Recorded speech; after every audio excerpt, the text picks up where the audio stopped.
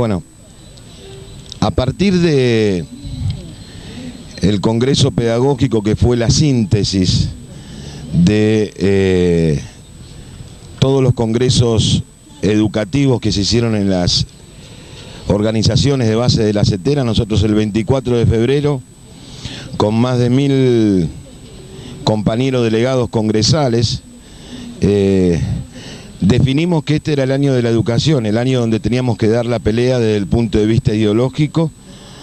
y la pelea desde el punto de vista también gremial, en función de la situación de crisis y conflicto que existía en nuestro país. Nosotros, en ese transcurso ya había conflictos provinciales muy serios, conflictos provinciales como el de Neuquén, el de Río Negro, el de Jujuy, el de San Juan, provincias en donde las rebajas salariales, en donde el pago con bonos, el atraso en los salarios, se hacía muy difícil buscar una acción que pudiera contener, englobar y sintetizar una lucha nacional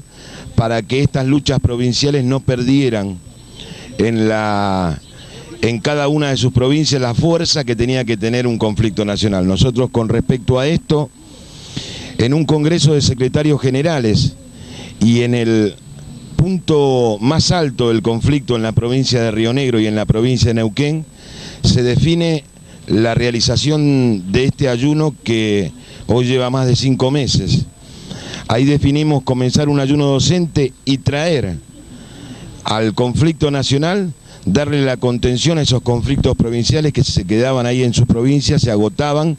y eran reprimidos y no tenían la trascendencia que nacionalmente necesitábamos como para que la sociedad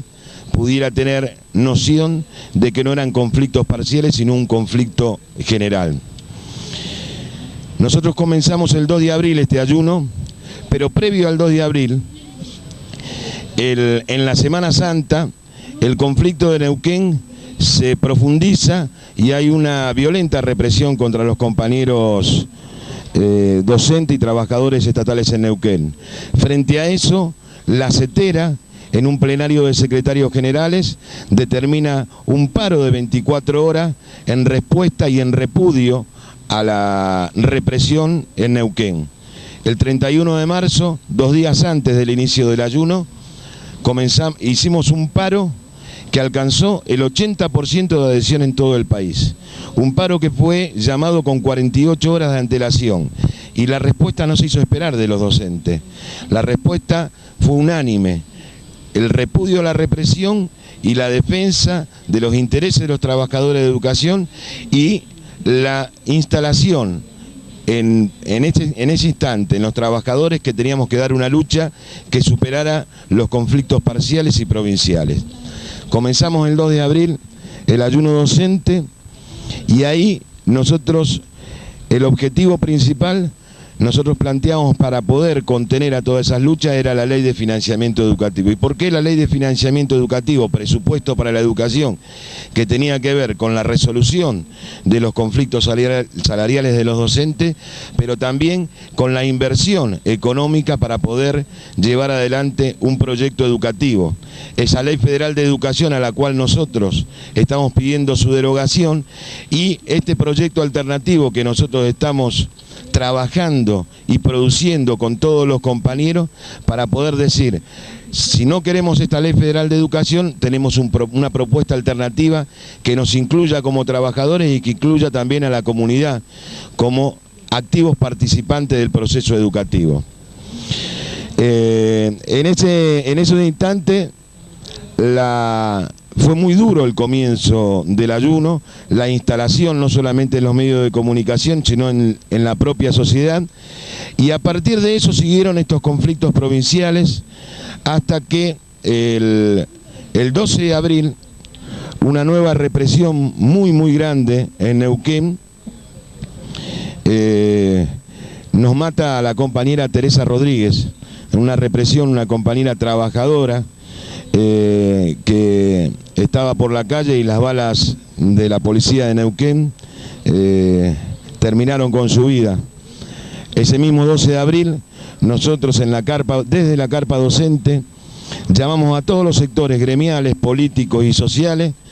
a llamar a un paro nacional en repudio no solamente a la represión, sino a la impunidad y en recordación de la compañera de Teresa Rodríguez. El 14 de abril se hace ese paro, un paro docente con el 100% de adhesión en todas las provincias. No hubo provincias que no han dado el repudio a esta situación. Con la Central de Trabajadores Argentinos, también los trabajadores estatales, hubo compañeros, y ese 14 de abril hubo más de 50.000 personas en la plaza repudiando la muerte de Teresa Rodríguez, y fue ahí donde el conflicto comienza a tener un andamiaje y una extensión en la sociedad, en donde ya la propia sociedad llegaba a la carpa y nos veía a nosotros en la carpa como la representación de un sector en ese momento que le hacía frente a este modelo neoliberal, que hasta no hacía mucho tiempo atrás nos decían que era imposible enfrentarlo, que era imposible confrontar con ellos, que no había más nada que hacer. A partir de ahí el conflicto fue subiendo, la adhesión de la sociedad se hizo día a día mucho más importante, la adhesión no solamente con las firmas, sino de la llegada desde todos los ámbitos, desde el punto de vista cultural, deportivo, del arte, de la ciencia, de la técnica, compañeros trabajadores de otros gremios, comenzaron a venir a la carpa y nos decían, bueno, desde acá podemos confrontar con esto. Y nosotros decíamos que esto no era suficiente.